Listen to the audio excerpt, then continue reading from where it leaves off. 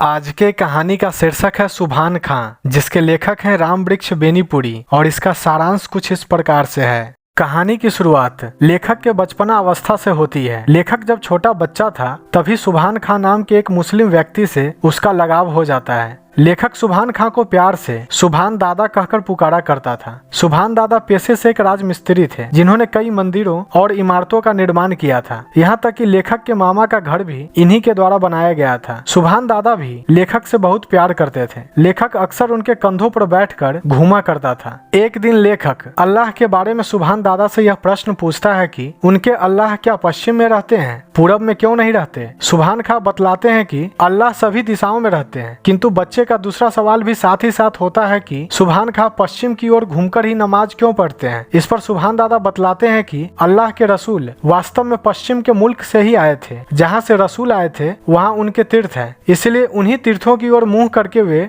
नमाज पढ़ते हैं। आगे लेखक पूछता है, क्या आप उन तीर्थों में गए हैं। जवाब में सुभान दादा कहते हैं कि उनकी हज करने की इच्छा है, लेकिन आर्थिक व्यवस्था के कारण वह हज नहीं कर पाते। लेखक ने देखा सुभान दादा की बड़ी बड़ी आंखों में अपनी व्यवस्था के कारण आंसू डबडबा आए, उनका चेहरा लाल हो उठा। तब लेखक पूछता है, आप मेरे मामा जी से पैसे लेकर हज की यात्रा क्यों नहीं कर लेते। इस पर सुभान खां कहते हैं, कर्ज के पैसे से तीर्थ करने में सवाब नहीं मिलता बबुआ, अल्लाह ने चाहा तो 1-2 साल में इतने जमा हो जाएंगे कि किसी तरह वहां जा सकूं। वास्तव में सुभान दादा एक सरल प्रकृति के बड़े ही आस्तिक व्यक्ति थे। काम और अल्लाह, यही 2 चीजें संसार में उनके लिए सबसे प्यारी थी। काम करते हुए अल्लाह को नहीं भूलते थे और अल्लाह से फुर्सत पाकर फिर से अपने काम में जुट जाना अपना पवित्र कर्तव्य समझते थे। आगे लेखक कहते हैं, उनका घर क्या था, बच्चों का अखाड़ा बना हुआ था। पोते पोतियों नाती नातिनों की भरमार थी उनके घर में। मेरी ही उम्र के बहुत सारे बच्चे थे। ईद बकरीद को न सुभान दादा हमें भूल सकते थे, न होली दिवाली को हम उन्हें। होली के दिन नानी अपने हाथों से पुए खीर और गोश्त परोस कर सुभान दादा को खिलाती, और तब मैं भी अपने हाथों से अबीर लेकर उनकी दाढ़ी में मल देता। धीरे धीरे वक्त गुजरता गया। आखिरकार एक दिन सुभान दादा हज की यात्रा करके लौट आए। हज यात्रा करने के बाद उनका एक सपना था कि उनकी एक मस्जिद हो।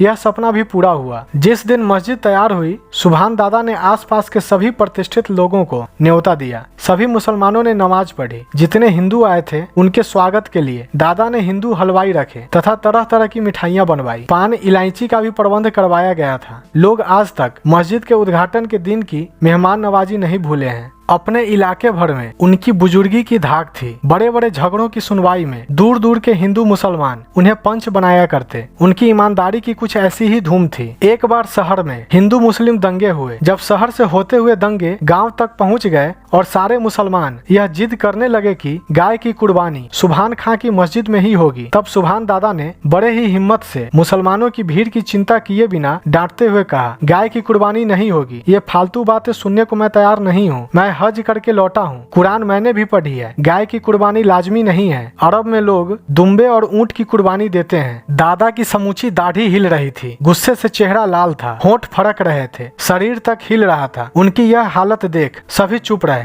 लेकिन एक नौजवान बोल उठा, आप बूढ़े हो चुके हैं, आप अलग बैठिए, हम काफिरों से समझ लेंगे। दादा चीख उठे और बोले, कल्लू के बेटे, जबान संभाल कर बोल, तू किन्हें काफिर कह रहा है और मेरे बुढ़ापे पर मत जा। मैं मस्जिद में चल रहा हूँ, पहले मेरी कुर्बानी दी जाएगी तब गाय की। इतना कहते हुए वे मस्जिद के द्वार पर अपनी आंखें बंद कर बैठ गए। उनके आंखों से आंसू बहने लगे। उनकी ऐसी स्थिति देखकर वहां उपस्थित सभी लोग मंत्रमुग्ध हो गए और गाय की कुर्बानी का सवाल दादा की आंसुओं की धारा में बहकर न जाने कहां चला गया था।